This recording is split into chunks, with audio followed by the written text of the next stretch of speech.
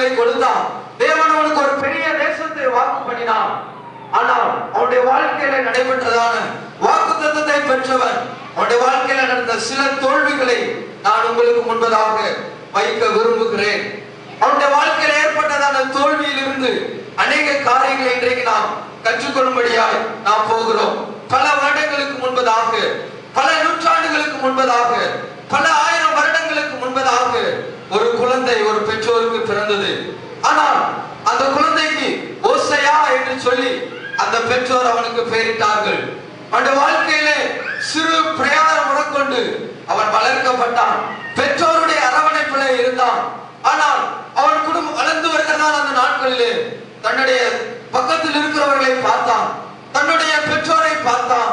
ஆனால் பின்பதாகத்தான் அவனுக்கு தெரிந்தது, நம்முடைய குடும்பம், நம்முடைய ஜனங்கள் எல்லாரும் அடிமைகளாய் இருக்கிறோம். ஏதோ ஒரு காரணத்திற்காக இந்த தேசத்திலே நாம் அடிமையாய் வந்திருக்கிறோம் என்கிறதான ஒரு அறிவு அவனுக்குள்ளாய் வந்தது, ஒரு தெளிவு அவனுக்குள்ளாய் வந்தது. தன்னுடைய கண்களுக்கு முன்பதாக தன்னுடைய பெற்றோர், தன்னுடைய தகப்பன், தன்னுடைய தாய் ஒரு அந்நிய தேசத்தானுக்கு அவர்கள் வேலை செய்தார்கள், செங்கல் எடுத்தார்கள், அவர்கள் அநேக வேலைகளை செய்தார்கள், அடிமையாய் நடத்தப்பட்டார்கள். அவர்களுக்கு மேலே இருக்கிறதான ஜனங்கள் அவர்களை அடித்தார்கள்.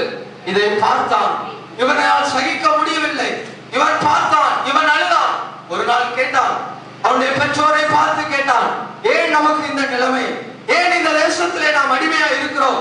உங்களுக்கு மேல் இருக்கிறவர்கள் நம்மை ஏன் அடிக்கிறார்கள், நம்மை ஏன் துன்பப்படுத்துகிறார்கள் என்கிறதான ஒரு கேள்வியை அவன் தன்னுடைய பெற்றோரை பார்த்து கேட்டான். அந்த பெற்றோர் அவனுக்கு சொன்ன காரியம் என்னன்னு தெரியுமா? நம்முடைய பல ஆண்டுகளுக்கு முன்பதாக, சுமார் 400 வருடங்களுக்கு முன்பதாக ஒரு தேவன், யெகோவா என்கிறதான தேவன், நம்முடைய முன்னோராகிய முற்புற பிதாவாகிய ஆபிரகாமுக்கு அவர் தரிசனமானார். அவர் சொன்னார், நான் உன் தேவன், நான் சர்வ வல்லமையுள்ள தேவன், நான் உன்னை பெரிய ஜாதியாக்குவேன் என்று சொல்லி உன் இனத்தையும் உன் தேசத்தையும் உன் தகப்பன் வீட்டை விட்டு நீ வெளியே வா என்று சொல்லி அவரை அழைத்துக் கொண்டு வந்தான்.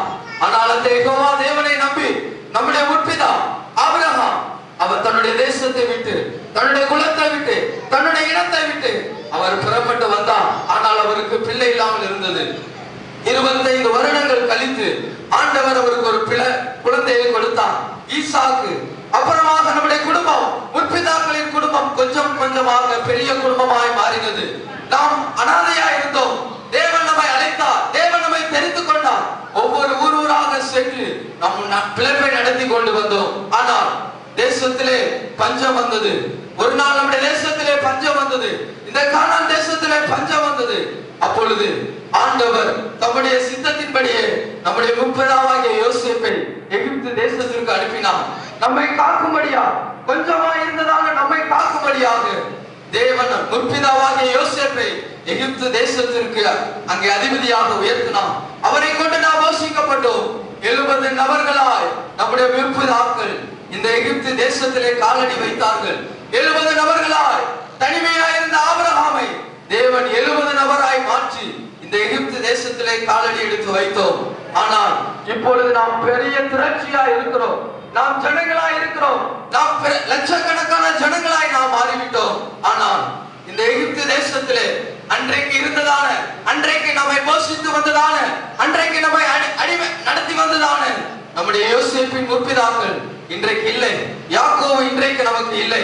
ஆனால் அவருடைய தேவன் இருக்கிறார். இன்றைக்கு நாம் இந்த தேசத்திலே பழுகி பெருக கூடாது என்று சொல்லி நாம் அடிமைப்படுத்தப்படுகிறோம். இந்த எகிப்திலே இருக்கிறதான பார்வனால் நாம் அடிமைப்படுத்தப்படுகிறோம் என்று சொல்லி அங்கே அவனுடைய பிதாக்கள், அவனுடைய பெற்றோர் அவனுக்கு சொன்னார்கள். அதை கேட்டுக்கொண்டே இருந்தான். ஆனால் ஜனங்களுடைய கூக்குரல் பெரிதா இருந்தது. யெகோவா தேவனே, எங்களை விடுதலை ஆக்குவேன் என்று சொன்னீரே, எங்களுக்கு ஆசீர்வாதத்தை தருவேன் என்று சொன்னீரே, எங்கள் சத்தத்தை கேட்க மாட்டீரா என்கிறதான ஒரு பெரிய அழுகுரல் அந்த தேசத்திலே காணப்பட்டது.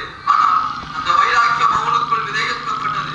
அந்த முற்பிதாக்களுடைய தேவனின் மேல் இருக்கிறதான அந்த பக்தி அந்த இளைஞனுக்குள்ளாக இருக்கிறதான ஒரு பக்தியாய் மாறிவிட்டது. நாட்கள் கடந்து சென்றது. திடீரென்று சொல்லி வேலைக்கு போய் கொண்டிருக்கிறதான பெற்றோர் வந்தார்கள். அவர்களுடைய முகத்திலே ஒரு பெரிய மகிழ்ச்சி, ஒரு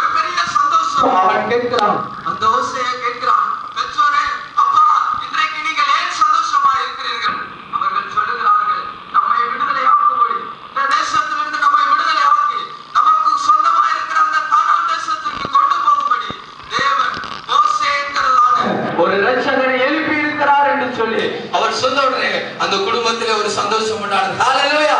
கரங்களை தட்டி ஆண்டவருக்கு நன்றி செலுத்துவோம். இதே போல இதே அடிமைத்தனத்தில் இருந்ததான நம்மை தேவன் நம்மை மீட்டார். இயேசு கிறிஸ்து என்ற இரட்சகன் மூலமாய் நமக்கு ஒரு பெரிய ரட்சிப்பை தேவன் கட்டளையிட்டு இருக்கிறார். ஆனால் அவனுக்கு சொல்லப்பட்டதான காரியம், யெகோவா தேவனை குறித்து அறிந்து கொண்டான். நம்முடைய தேவன் எப்படிப்பட்டவர், எப்படி நம்மை பஞ்சத்திலே போஷிக்கிறவர் என்கிறதான ஒரு நல்ல அறிவு அவனுக்குள்ளாய் கடந்து வந்தது. ஆனால் நாட்கள் செல்ல செல்ல அவன் பார்க்கிறான், மோசேயோடு கூட சேர்ந்து பார்க்கிறான், மோசேயை போய் பார்க்கிறான். அங்கே பார்க்கும் பொழுது மோசே செய்கிறான், இஸ்ரவேல் ஜனங்களை கூடி வர சொல்லி அவர்களுக்கு முன்பதாக அவன் செய்த காரியம் என்ன தெரியுமா? அவனுக்கு இருக்கிறதான கோலை கீழே போடுகிறான். கோல் கீழே போட்ட உடனே அது சர்ப்பமாய் மாறி விடுகிறது. அது சர்ப்பமாய் மாறி விடுகிறது. பின்பதாக அவனுடைய கையை அவனுடைய உரையிலே போடுகிறான். அது வெண்குஷ்டமாய் மாறுகிறது. மீண்டுமாய் போடுகிறான். அது பழையதாய் மாறுகிறது. பழையதை போல சுத்தமாய் மாறுகிறது. இந்த காட்சியை பார்த்த உடனே இவனுக்குள்ளாய் ஒரு விசுவாசம் துளிர்க்கிறது. தேவன் நம்மை விடுதலையாக்க போகிறார். அன்றைக்கு கேட்டதால் நம்மை நடத்தினதான ஆண்டவர், நம்மை நடத்தினதான நம்முடைய முற்பிதாக்களை நடத்தினதான அந்த யெகோவா தேவன் நம்மை விடுதலையாக்கும்படியாய் இறங்கி வந்திருக்கிறார். ஹல்லேலூயா. நம்முடைய ஆண்டவர் நம்மை அப்படியே விட்டு விடுகிறவர் அல்ல. நம்மை அடிமைத்தனப்பட்டிருக்கிறதான இடத்திலிருந்து தேவன் நம்மை விடுதலையாக்கி ஒரு ஆசீர்வாதமான ஒரு நேரத்திற்கு நேராய் தேவன் நம்மை கொண்டு வருகிறார். ஹல்லேலூயா. தேவன் நமக்கு ஆசீர்வாதத்தை வாக்கு பண்ணியிருக்கிறார். தேவன் நமக்கு தேசத்தை வாக்கு பண்ணியிருக்கிறார். தேவன் நமக்கு சுகத்தை வாக்கு பண்ணியிருக்கிறார். ஒருவேளை அடிமைத்தனத்தின் காரியங்கள் நம்மை ஒன்றும் செய்ய முடியாது. ஹல்லேலூயா.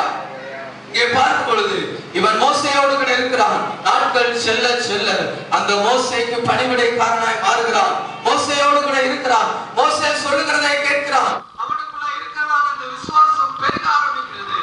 ஆனால் ஒரு நாளிலே அவன் வளர்ந்து வளர்ந்து வளர்ந்து யுத்தங்களை நடப்பிக்கிறதான அந்த ஒரு யுத்த வீரனாய் மாறுகிறான்.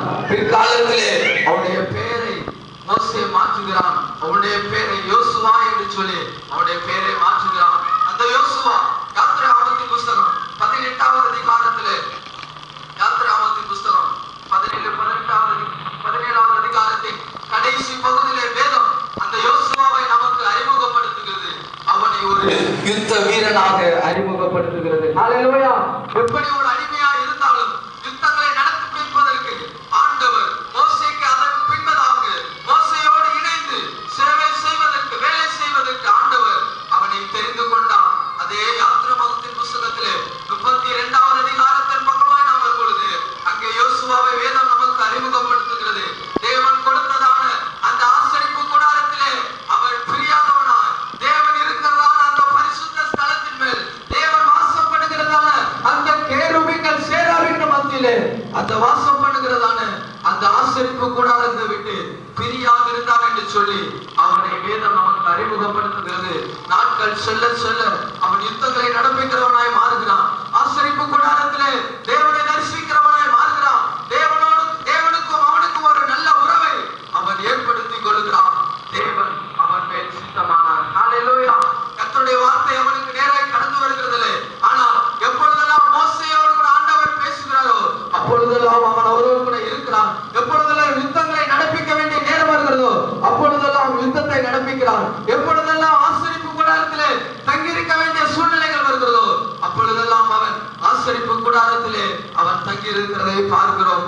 அங்கே பார்க்கும் பொழுது மோசே இஸ்ரவேல் ஜனங்களை நடத்தி கொண்டு போகிறான். அவருக்கு முன்பதாக அந்த கானான் தேசம், அந்த ஆபிரகாமுக்கு வாக்கு பண்ணப்பட்டதான தேசம், இந்த ஈசாக்குக்கு வாக்கு பண்ணப்பட்டதான தேசம், யாக்கோபுக்கு வாக்கு பண்ணப்பட்டதான தேசம் அவனுக்கு முன்பதாக இருக்கிறது.